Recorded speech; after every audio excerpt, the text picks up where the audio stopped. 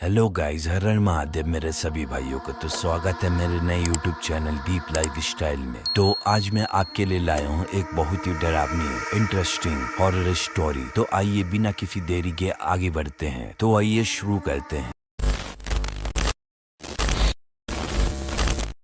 एक गांव था। गांव का नाम था कालेवन। चारों ओर घनों जंगलों से घिरा हुआ गांव। यह गांव बाहर की दुनिया से लगभग कटा हुआ था। यहाँ की एक मान्यता थी कि गांव के बाहरी हिस्से में एक खंडर पड़ा हुआ था जहाँ कभी तांत्रिक साधनाएं हुआ करती थी। लोगों का मानना था कि उस खंडर में आज भी बुरी आत्माएं जैसी काला जादू जीवित है। शाम के समय सूर्य डूबते ही गांव के लोग अपने घरों में बंद हो जाते थे। कोई भी उस खंडर के पास जाने की हिम्मत नहीं करता था। कहते हैं कि रात के अंधेरे में खंडर से डरावनी आवाजें आती हैं और रहस्यमय रोशनी निकलती हैं। लेकिन गांव का एक युवक रवि इन कहानियों पर विश्वास नहीं करता था।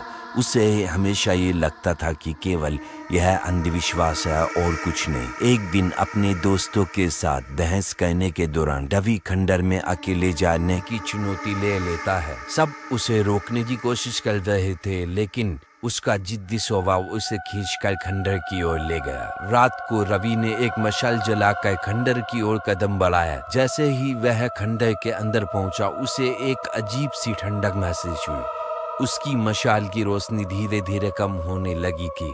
दीवारों पर अजीब सी आकृतियां उभर रही थी, मानो कोई अदृश्य शक्ति उन्हें आकार दे रही हो। अचानक रवि ने एक काले साए को अपने पीछे महसूस किया।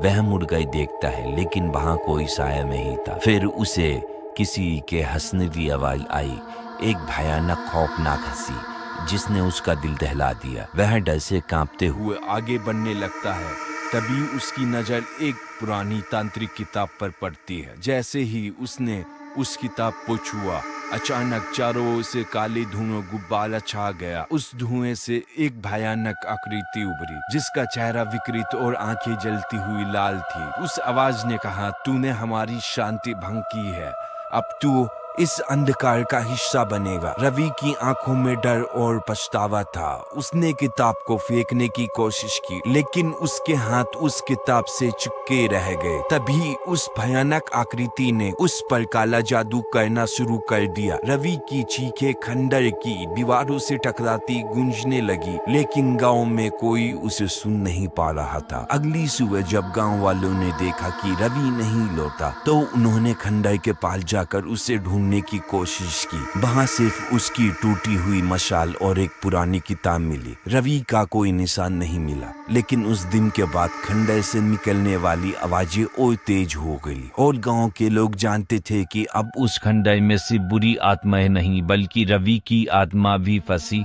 हुई है, जो कभी ना कभी उन्हें अपने अंधेरे में खींच लेगी। अतः यह कहानी हमें यह संदेशा देती है कि कुछ रहस्य ऐसे होते हैं जिन्हें छेड़ना नहीं चाहिए, वरना काला जादू की अंधेरी शक्तियां आपको अपने आगोश में ले सकती हैं।